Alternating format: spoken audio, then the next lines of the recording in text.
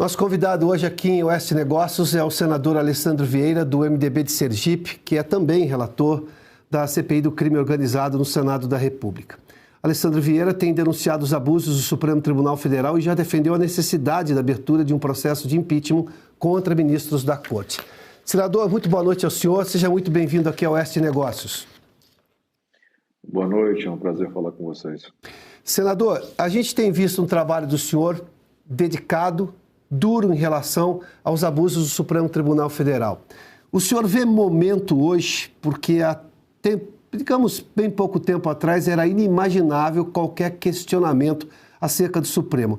Hoje o Supremo tem 2 ministros com 2 problemas gigantescos. Estão, nesse momento, acusados até o pescoço de envolvimento ou de participação de alguma coisa. São acusações, é verdade, eles têm o direito de defesa, na verdade, que negaram muitos dos brasileiros, mas hoje o Supremo está, digamos, emparedado pelos escândalos que ele próprio criou. O senhor vê que hoje é o momento de realmente se retomar a República e dividir os poderes novamente, tirando essa supremacia ou esse superpoder supremo? É uma oportunidade que nós temos. Eu tenho acompanhado isso e estou nessa luta desde 2019, quando começa meu mandato. O meu primeiro pedido de impeachment, e por coincidência com relação a Dias Toffoli e Alexandre de Moraes, ele é de abril de 2019, baseado na instauração, na minha visão ilegal, do chamado inquérito das fake news, que está aberto até hoje.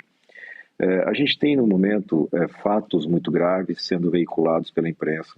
Isso gera uma pressão. E a gente espera que essa pressão na sociedade seja suficiente para fazer andar o único mecanismo de controle que nós temos constitucionalmente previsto, que é a atuação do Senado. Eu estou fazendo meu papel aqui e espero que os colegas também tenham essa coragem.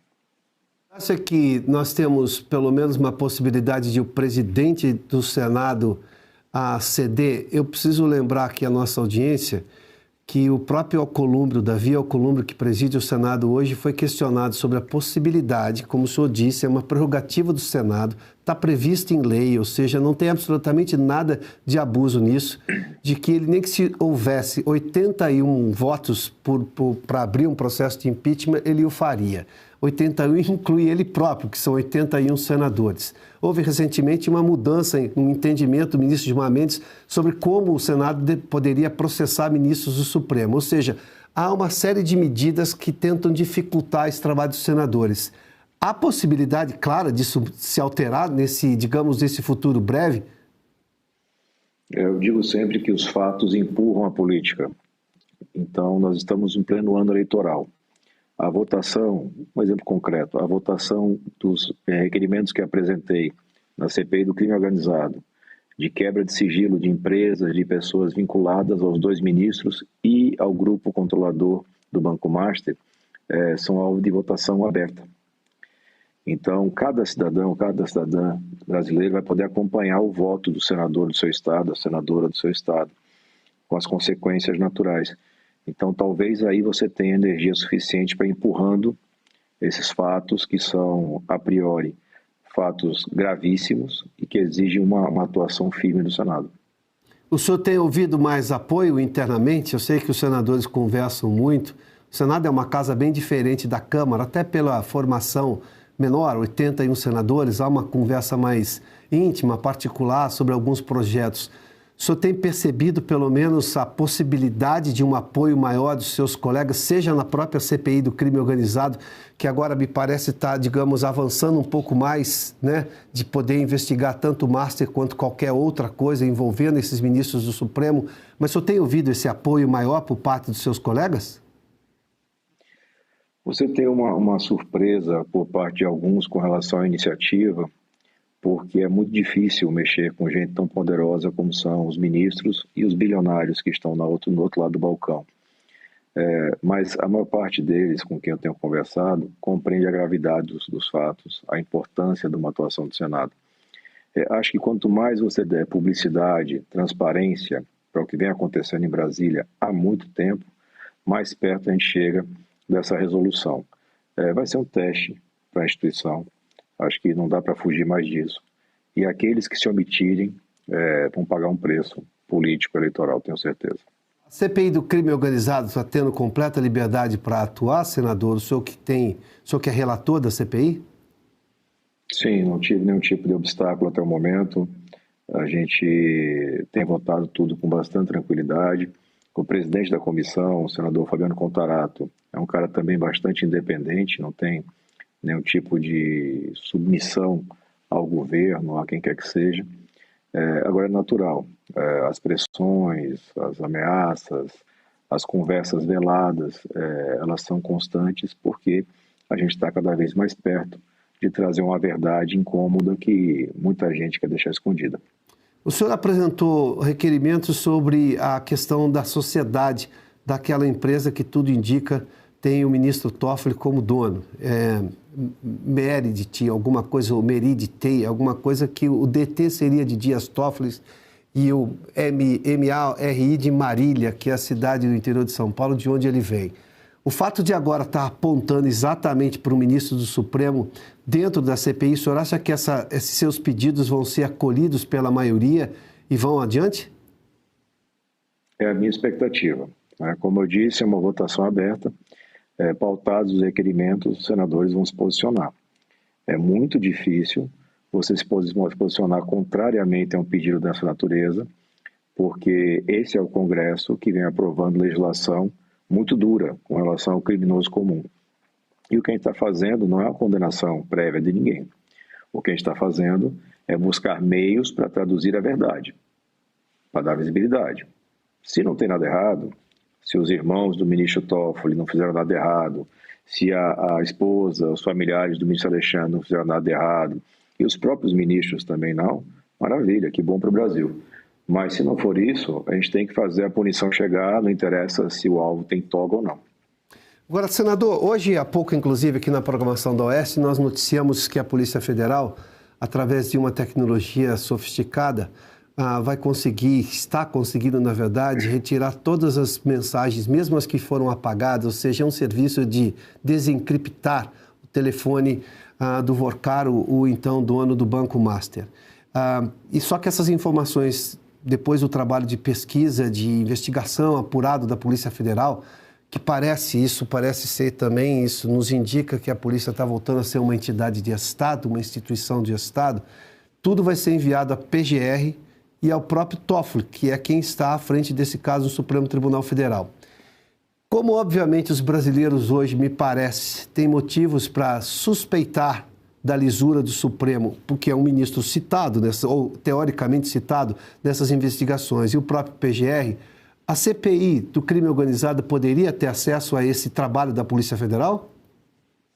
Sim, se a gente tiver aprovado os requerimentos de quebra, esse acesso é instantâneo.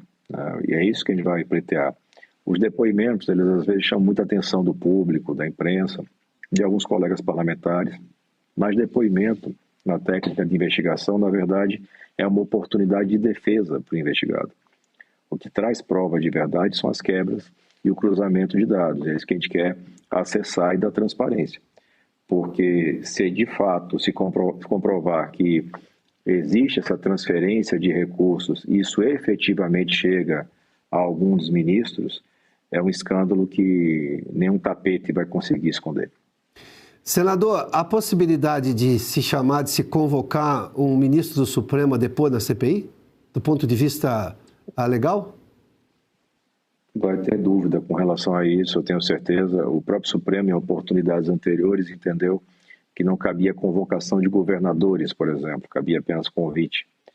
Mas partindo dessa compreensão de que depoimento é oportunidade de defesa, se a gente tiver acesso aos dados, eu já me dou por satisfeito. O importante é ter dados que comprovem. No caso da advocacia, suposta advocacia prestada pela família do ministro Moraes para o Banco Master, foi realmente feito?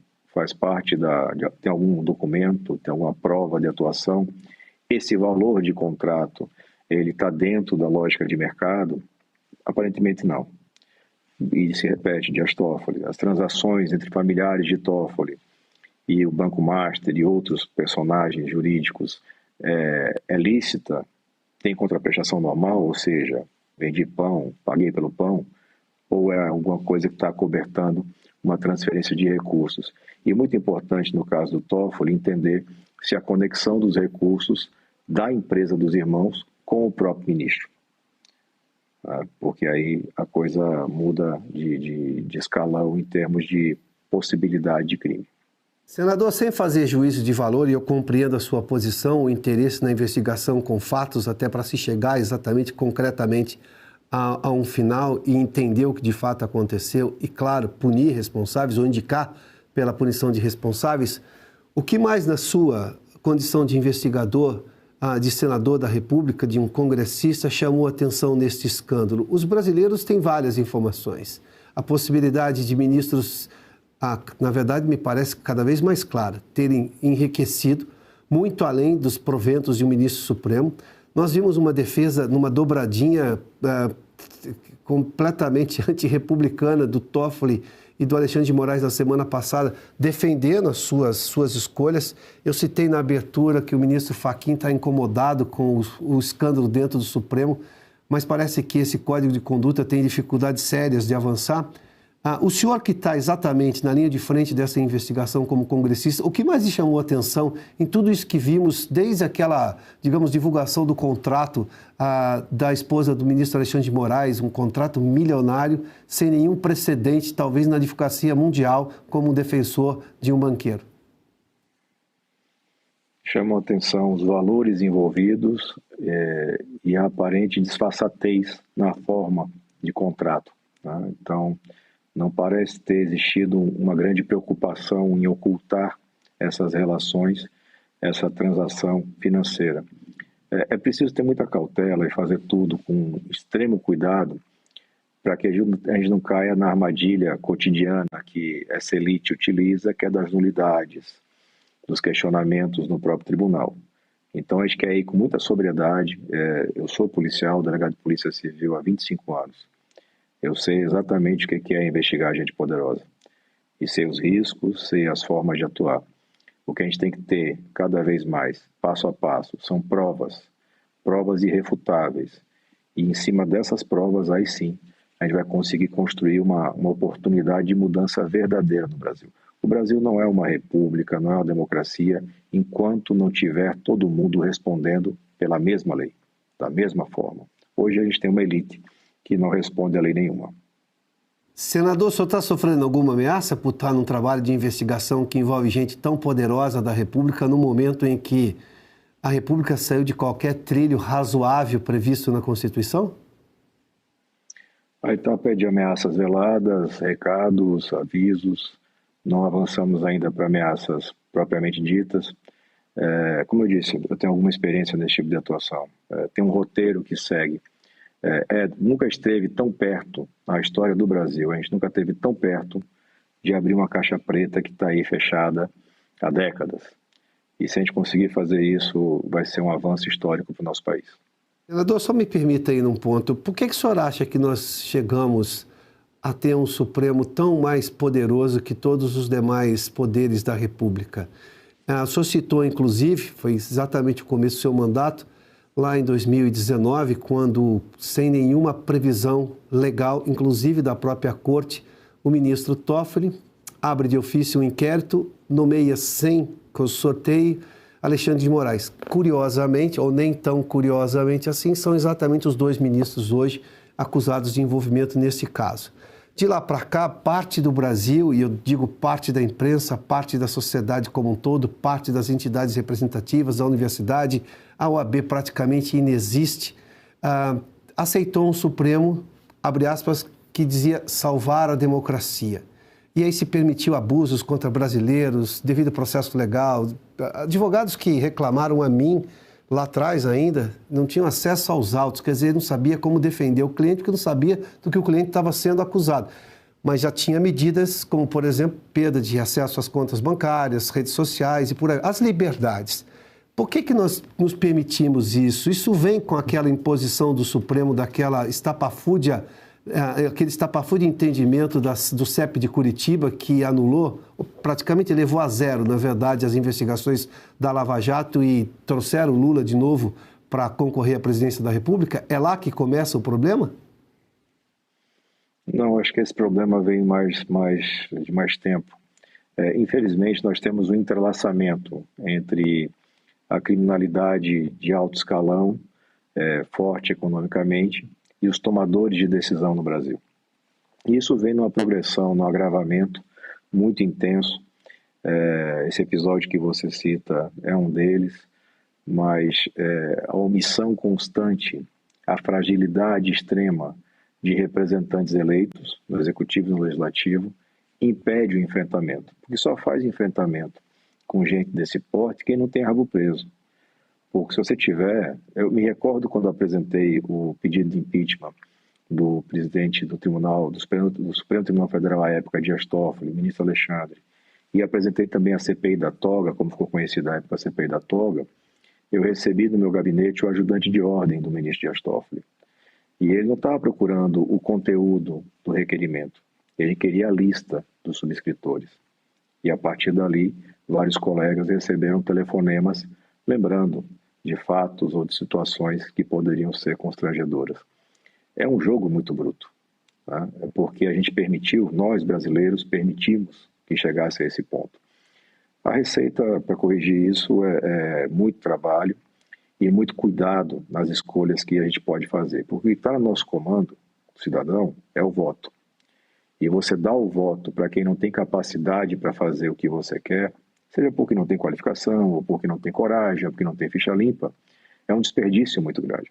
Porque depois você vai ficar aí reclamando e na sua família, no grupo do WhatsApp dos amigos, mas a sua vida vai estar piorando sempre. Então, acho que a gente tem, a cada 2 anos, uma chance de fazer um pouquinho de mudança. As grandes mudanças que a gente teve aqui, personagens históricos envolvidos com corrupção e que sumiram do mapa, quem fez o trabalho não foi a justiça, foi o eleitor. Senador, me permita aqui só compartilhar com o senhor. Na semana passada nós reproduzimos aqui uma pesquisa da Federação das Indústrias do Estado do Paraná, em que ela obviamente chamava de ameaças ao ambiente de negócio e perguntou, obviamente, aos entrevistados, todos ligados, claro, à indústria. O primeiro item apareceu corrupção. 84% citaram a corrupção como o maior problema. Se eu comparar com pesquisas semelhantes, no auge da Lava Jato, as pessoas viam o Brasil como alguma coisa está sendo feita. Foi exatamente a Lava Jato que foi arrebentada. Isso demonstra claramente que os brasileiros vão levar esse assunto de corrupção às urnas este ano, ou seja, levar em conta na hora de escolher. O senhor citou a eleição agora. O senhor acha que esse assunto vai estar latente? Sim, não tenho dúvida. A questão da violência urbana e a questão da corrupção serão talvez entre as 3 ou 4 principais bandeiras de interesse do eleitor brasileiro. E não é à toa, as pessoas entenderam, o pós-Lava Jato teve esse efeito. As pessoas entenderam o quanto a corrupção faz mal para a vida deles. Porque lá no passado você tinha uma visão mais distante, é uma coisa que acontece lá longe, em Brasília, e não afeta a minha vida. Hoje as pessoas já sabem que esse dinheiro que é roubado, no desvio de verba no show, no superfaturamento, no esquema do Master, ele vai fazer falta para a segurança pública, para a previdência, para a saúde, para a educação. E isso está gerando uma cobrança cada vez maior, uma insatisfação muito grande com esse sentimento de impunidade. E a gente vai estar aí na briga para tentar melhorar a vida dessas pessoas e finalmente dar fim a esse sentimento que nós temos, nós brasileiros todos temos, de que quem é rico no Brasil nunca responde a processo. Senador, deixe por um aspecto técnico de CPI. Os advogados do Forcaro recentemente disseram, aliás, no final do ano, naquela tentativa de acariação, algo sem sentido, porque não se tinha nem 2 depoimentos divergentes, como é que ia se fazer uma acariação? O que demonstra o atropelo do ministro Toffoli naquele momento e o que denuncia muito do que é este caso dentro do Supremo Tribunal Federal. Mas o senhor me disse, inclusive, apresentou requerimentos para ter acesso exatamente às informações do Forcaro, ou seja, ter essa informação do telefone dele. O senhor teme que o Supremo dê alguma medida, como está acontecendo na CPMI, do INSS, do Supremo interferir, de não permitir que pessoas vão lá, seja habeas corpus para uma ou qualquer outra razão? O senhor imagina que a CPI do crime organizado, que talvez mexa com tentáculos ainda maiores do que a do INSS, também comece a sofrer esse tipo de medida protelatória ou que dificulte a investigação da CPI? Porque os advogados alegaram naquele momento, me permita só retomar essa frase, mas o telefone tem questões pessoais, de foro íntimo e tudo mais. Primeiro que, nas minhas coberturas de CPI também pode fazer sessão secreta para preservar coisas que não são, obviamente, importantes para a investigação e o interesse público. Quando o advogado apresenta aquilo, ele está com receio realmente de informações de foro íntimo ou informações de foro íntimo influenciam o interesse público brasileiro? Em regra, no caso dessa magnitude, o que se quer é evitar a produção de prova. Veja, é constitucional, está no jogo juridicamente viável você ter o defensor fazendo o máximo que ele pode em favor do seu cliente. O que não deve acontecer é ter o juiz como defensor do possível criminoso. Uma CPI que determine a quebra de sigilo, ela tem que ter acesso aos dados. Se alguém acessar esses dados e fizer com eles um uso irresponsável, divulgando dados pessoais, enfim, criando constrangimentos, tem que arcar com as consequências, é abuso de autoridade. Mas tem todo um histórico. E a questão do habeas corpus para não comparecer ou para comparecer e ficar calado, os colegas têm que começar a se acostumar, eu já tenho isso claro para mim por conta da profissão, que isso faz parte do jogo, não tem problema. O depoente que está sendo acusado de alguma coisa ou é investigado por alguma coisa e prefere ficar calado, tem esse direito. Mas ele ou está abrindo mão da oportunidade de se defender ou não tem como se defender. E aí você vai preencher esse vazio com documentos, com quebra de sigilo. Nesse momento, para mim, o que é mais importante é ter acesso aos dados da investigação, às quebras de sigilo fiscal, bancário, telemático. Aí sim a gente vai ter dados, imagino eu, muito interessantes, muito relevantes. O Brasil precisa ter acesso a essas informações. Senador, 2 pontos rapidamente para concluir essa entrevista. Eu preciso lhe agradecer pela gentileza de nos atender aqui na Oeste. O senhor é relator da CPI do crime organizado e também será o relator do projeto que veio da Câmara, o projeto antifacção que foi aprovado na Câmara. Alguma previsão disso ser levado para discussão no Senado e se tem exatamente a posição dos senadores em relação àquele projeto que foi, do ponto de vista de entendimento público, um avanço enorme para se combater a violência no país e o crime organizado? O senhor sabe muito bem, o senhor está à frente de uma CPI como essa, hoje está, digamos, entremeado em todas as esferas de poder. A gente aqui no Senado já votou o pacote anticrime, enfim, aquela coisa toda que veio, antifacção. Fizemos ajustes, o texto voltou para a Câmara dos Deputados. O formato que a gente adotou aqui no Senado, ele permite um combate muito duro à criminalidade violenta, mas também muito duro contra a criminalidade de colarinho branco. É um texto que teve o aval e o elogio das polícias, secretários de segurança, Ministério Público, Receita Federal. A gente espera que os deputados tenham oportunidade, depois do Carnaval, de apreciar, fazer novos ajustes e aprovar logo esse texto. É uma ferramenta muito importante porque a gente aqui no Senado incluiu o ponto da criação de um fundo específico para financiar o combate ao crime organizado. Isso é fundamental e a gente espera que seja preservado pelos deputados. Tá. E houve uma conversa para, obviamente, na verdade a pergunta era essa, do que foi decidido no Senado, houve essa conversa prévia para evitar grandes alterações na Câmara e esse projeto avançar mais rapidamente? Sim, nós conversamos bastante, mas é natural que grupos de interesse hoje atuem junto aos deputados para tentar dificultar a tramitação, protelar ou mesmo rejeitar algumas coisas, porque, por exemplo, a gente financia o combate ao crime organizado tributando as bets especificamente. Bets que são usadas muitas vezes para lavagem de dinheiro do crime organizado. E a gente sabe que essas mesmas bets têm um lobby poderosíssimo.